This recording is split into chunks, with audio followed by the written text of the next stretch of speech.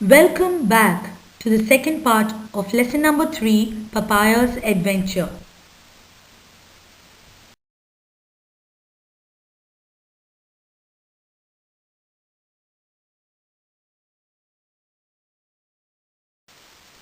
Today we are going to learn about a very important aspect of creative writing, that is, letter writing.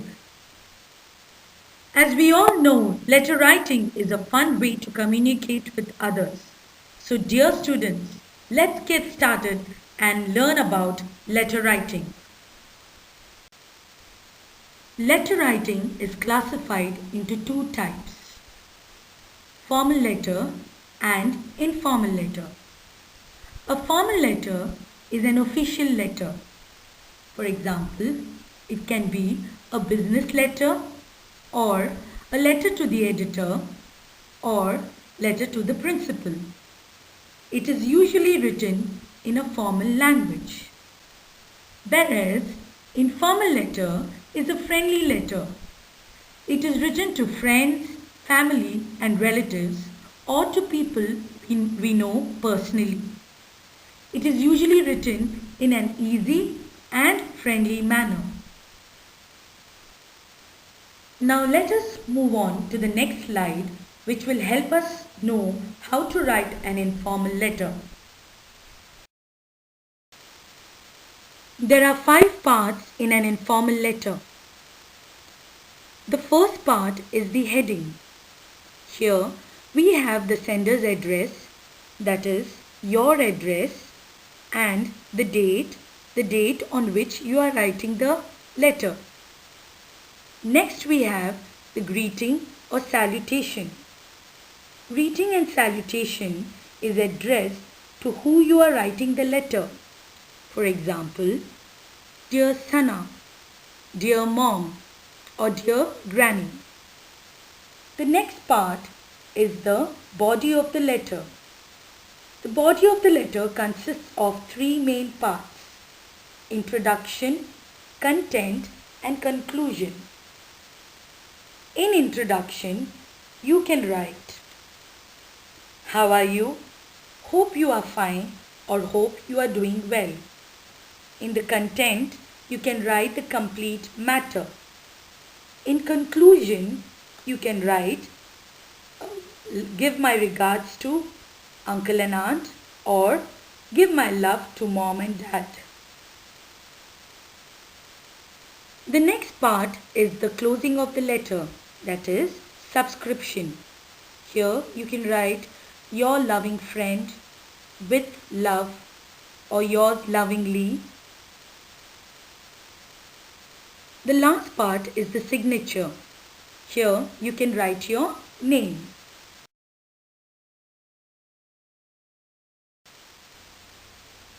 Here you can see a sample letter. It contains everything that I have explained so far.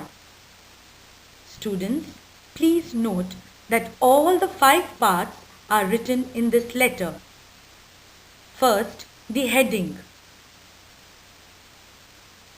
In the heading, you can see the address and the date written. Iisjeddah district, Jeddah, Saudi Arabia. And the date, 14th April 2020. Next, you have the salutation. "My dearest friend." Then, the body of the letter.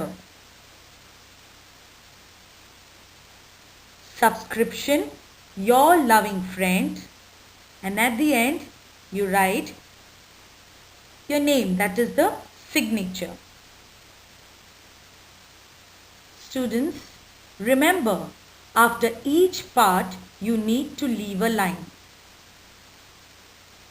I hope all of you have understood how to write an informal letter. Students, take page number 40 and look at the question given in the writing section. Imagine you are Neera and Nirin and write a letter to their friend Justin describing their first day on a houseboat in Kashmir. You can use these clues. Write the letter with the help of the format that you have learnt in the previous slides. Students, please note, the letter must be written in your notebook.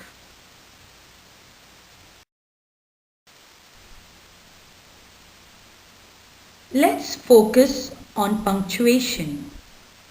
Today, we will learn about comma and single quotation marks.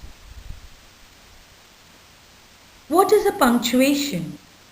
Punctuation is the name for a specific kinds of marks used in writing to separate parts of sentences and make the meaning clear. Students, you have already learnt about commas in your previous class. Today, we will learn more about it.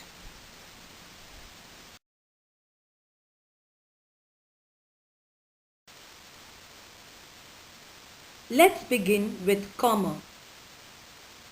A comma is a punctuation mark indicating a pause between parts of a sentence or separating items in a list. Let us understand with the example given below.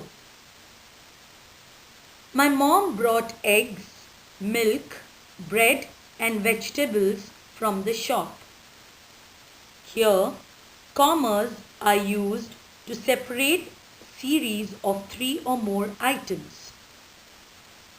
Students, please note, commas indicate a brief pause. Comma is one of the most frequently used punctuation mark. When should we use a comma? We use a comma to separate words in a list or series. For example, we will see ice, snow and sleet. It is also used before a conjunction like and, but or so in a compound sentence. For example, I was feeling cold, so I put on my jacket. Here, comma is placed before the conjunction so. Comma is also used to separate adjectives in a sentence. That is, to separate two adjectives. For example, Mufasa was a strong, fierce king. Here, strong and fierce are adjectives and they are separated with a comma. Commas also separate different elements of an address.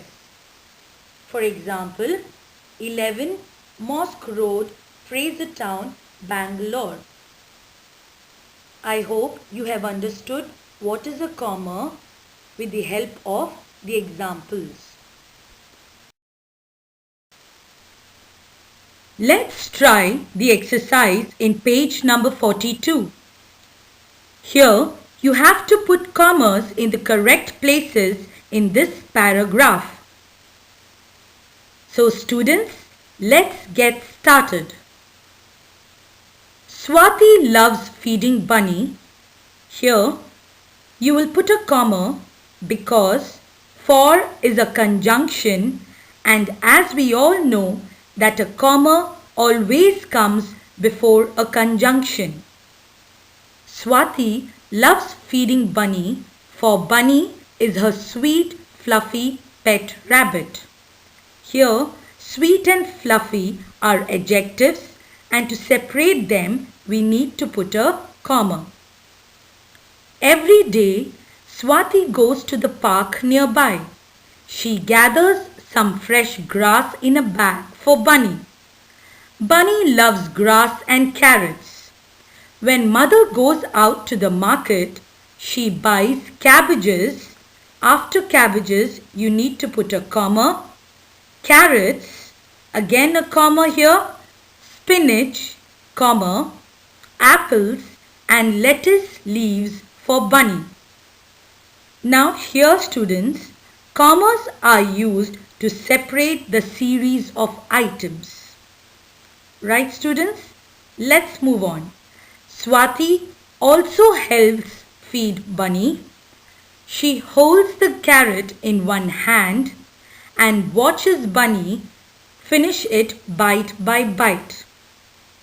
Again, we put a comma after hand as and is a conjunction, and as per the rule, we use a comma before a conjunction. I hope all of you have put the commas in the correct places and have understood the concept of using a comma. Quotation marks are a pair of punctuation marks. They can be with single quotes or double quotes. They are used to mark the beginning and end of a quotation or speech. Let's learn a little about single quotation marks. When do we use single quotation marks? We use single quotation marks to enclose quoted material or for titles of films, poems, books or short stories. Let us understand by reading some examples. My favorite story is The Lion, the Witch and the Wardrobe. Here, single quotation marks are used because it's the name of the story. Let's move on to the next example. The Jungle Book is a movie of a boy who grew up in the jungle.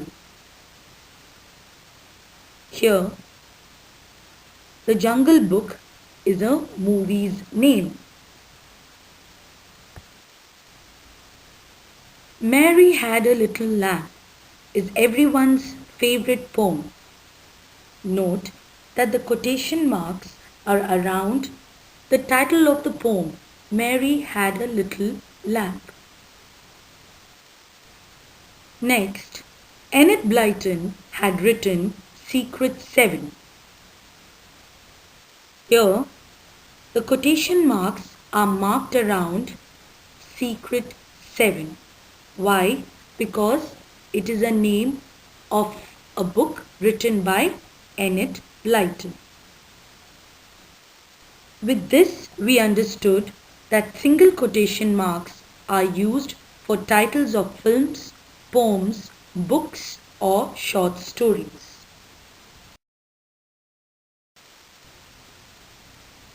Now that we are aware of single quotation marks, let's try the exercise in page number 43. Tick the sentences in which single quotation marks are used correctly.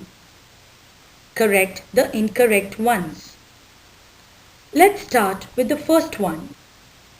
I am looking for a book called 9 o'clock Tales. The single quotation marks placed here are incorrect. The title that will come between the quotes is 9 o'clock Tales. Next, we move on to the second question. Anish has finished watching The Age of Dinosaurs. The single quotation marks used here are correct. Why? Because it is the title of a movie. Students, try doing question number 3 and 4 by yourself.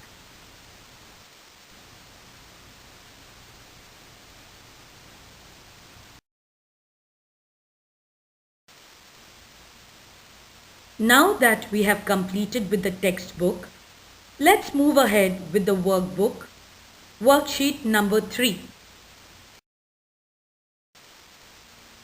Let's start with the reading comprehension titled the cat.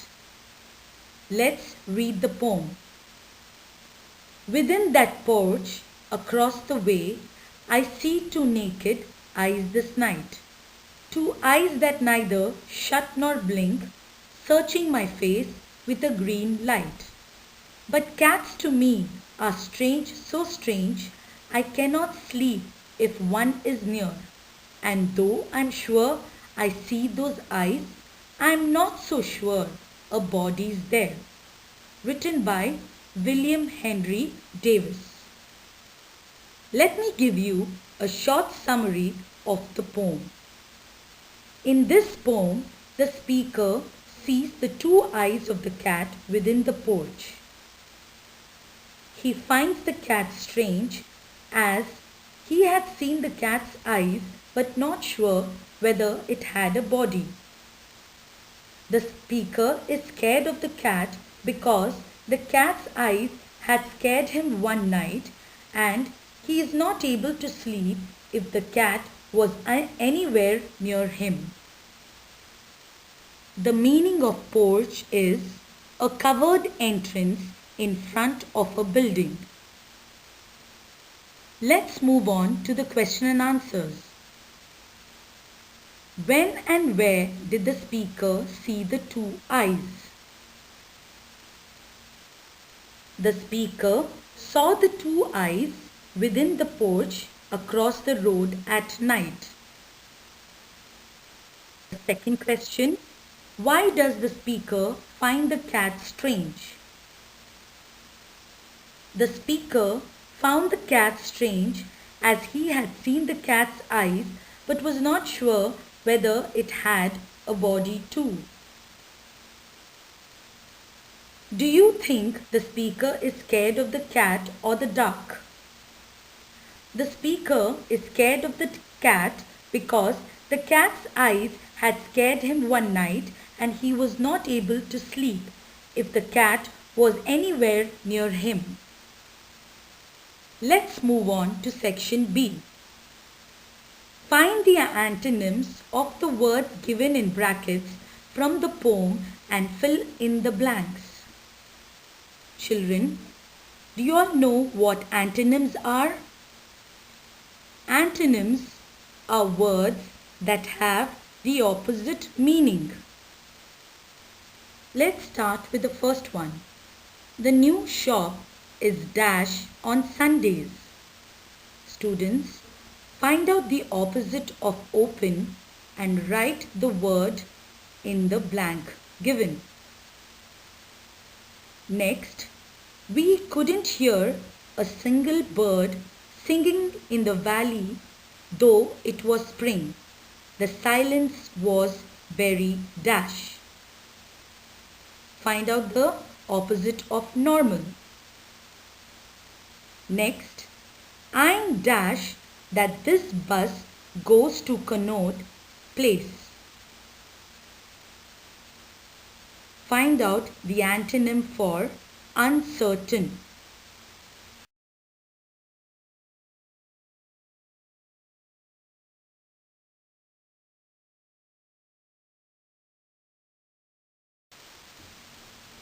As you know the concepts of grammar, vocabulary and writing, I hope you will be able to complete the exercises given in the workbook in Worksheet 3.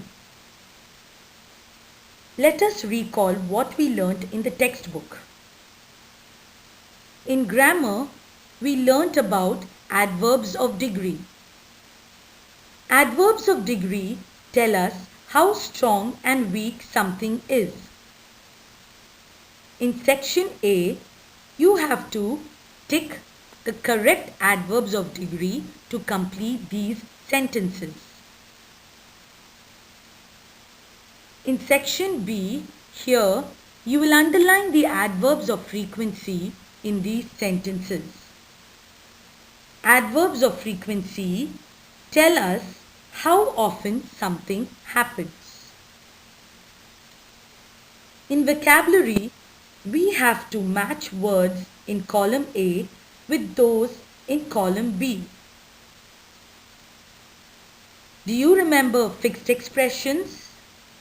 it's just the same. The words are fixed here and cannot be changed. For example, knife and fork, short and sweet, rules and regulations. Students, from here you will complete this section. In section B, in vocabulary we have tick the word in each list that cannot be used to describe the highlighted word. Let's try with the first word, wind. Wind can be described as strong, cold, and warm, but not serene. The word that does not match with wind is serene. Look at the second word. You have light. The words given are bright, dim, harsh, thin. The word that does not match with light is harsh. Students, try doing the others by yourself. Do you remember the format of an informal letter? Here in this writing section, use the same format to write down the given letter with the help of the clues. Write a letter to a friend describing your recent visit to a zoo. You may use these clues. In paragraph 1, you can write when you went and with whom. In paragraph 2, what did you see at the zoo? Which animals did you like and why? Do you think the animals are happy? And in paragraph 3, you can write, would you like to visit the zoo again? And has your friend been to a similar place? You can complete the letter with the correct format. Next you have punctuation. In punctuation, we learnt about commas and single quotation marks. Let's try the first one.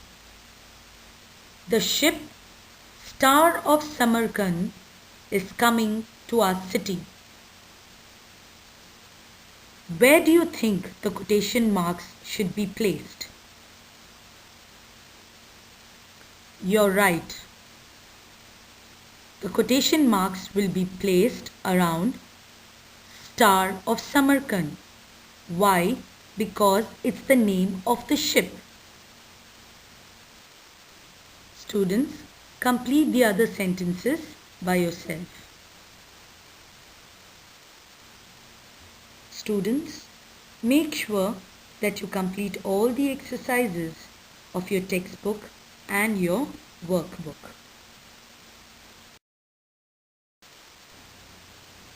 Dear students, kindly go through the presentation once again and after completing the exercises, refer to the answer key given.